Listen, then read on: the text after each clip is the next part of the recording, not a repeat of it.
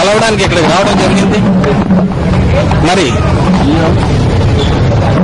తెలుగుదేశం పార్టీలు గత 4 సంవత్సరాలుగా ఎన్నికైనప్పటి నుంచి ఎన్నో అంతర్గత విభేదాల సమస్యతో కొట్టుమిట్టాడుతుంటే మరి నాకు రాజకీయ గురువు అయినటువంటి ఎర్రంనాయుడు గారు ఆయన అకాల మరణంతో నా పరిస్థితి చాలా తీవ్రంగా తయారైంది.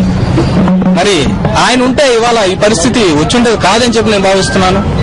ఆ తర్వాత ఆయన మీద ఉన్న గౌరవంతో, ఆ కుటుంబం మీద ఉన్న గౌరవంతో ఇంతవరకు భరించుకొని వచ్చి ఆ తర్వాత సమస్యలు తీవ్ర స్థాయికి మారి ఆఖరికి అధినేత స్థాయికి కూడా మించి సమస్యలు కావడం, ఆయన కూడా పరిష్కారం చూపట్లేని పరిస్థితుల్లో రాజకీయాల నుంచి పూర్తిగా వైదొలగాలని నిర్ణయించుకున్నప్పుడు మరి జగన్మోహన్ రెడ్డి గారు, వైఎస్ రాజశేఖర రెడ్డి గారు ప్రవేశపెట్టిన పథకాలను మెచ్చి ఎంతో మంది నిరుపేదలకి వాళ్ళు అందిస్తున్న సేవలను చూసి ముఖ్యంగా నేను రాజకీయాల్లోకి రావడం సేవ చేద్దామనే దృఢపడంతో రాజకీయాల్లో రావడం జరిగింది. కానీ రాజకీయాల్లోకి వచ్చిన తర్వాత కేవలం రాజకీయాల్లో రాజకీయమే చేయమని చెప్పి అందరూ చెప్పారు తప్ప సేవ చేయమని చెప్పి మాలాంటి యువతను ఎవరు కూడా ముందుకు ప్రోత్సహించలేదు.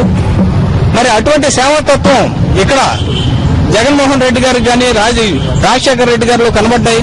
నిరుపేదలకు ఏది అవసరం అన్నది వాళ్ళు ఐడెంటిఫై చేసి అటువంటి వాళ్ళని ఆదుకునే ప్రక్రియలో వాళ్ళు ముందుకు వెళ్లడం, మరి అటువంటి సేవల్ని గుర్తించి ప్రజలందరూ కూడా గతంలో నేను కూడా ఎన్నో పలుమార్లు విమర్శలు చేసిన వాడిని.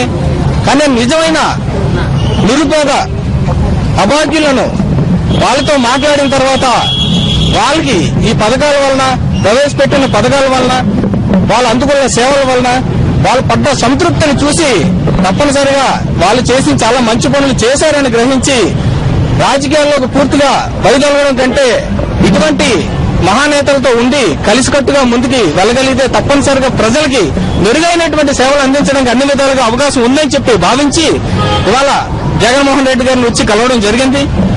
మరి తప్పనిసరిగా పార్టీ పరంగా వాళ్ళు నాకు ఏ పదవి ఇచ్చినా ఇవ్వకపోయినా ప్రజాసేవకే నా జీవితం అంకితం చేయడానికి సిద్దమై అన్ని విధాలుగా కూడా జగన్మోహన్ రెడ్డి గారితో కలిసి ముందుకు నడిచి ప్రజలకు సేవలు అందిస్తానని చెప్పి మరి మనం చేసుకుంటూ ముఖ్యంగా ఇక్కడ నేను చర్చించిన అంశాలు నా జిల్లాలోని మా నియోజకవర్గంలో పడుతున్న సమస్యలు, ఆ సమస్యలకు తగు పరిష్కారాలు, ముఖ్యంగా పవర్ ప్లాంట్ సమస్య అది ఎట్టి పరిస్థితుల్లో అక్కడ రద్దు చేయాలని చెప్పి ప్రజలు ఘోషిస్తుంటే దాని సమస్య, అలాగే మాకున్న ఉద్దాన కిడ్నీ సమస్యలు, ఇటువంటి సమస్యలన్నిటి మీద ఆయన ఏ రకంగా పరిష్కరిస్తారో దానికోసం ఆయనతో మాట్లాడడం కూడా జరిగింది. ఆయన తప్పనిసరిగా అన్ని విధాలుగా కూడా ఈ అన్ని సమస్యలకి ముందుండి నడిపించుకొని తీసుకెళ్లి ప్రజలకు న్యాయం చేస్తానని చెప్పి మాట్లాడడం జరిగింది.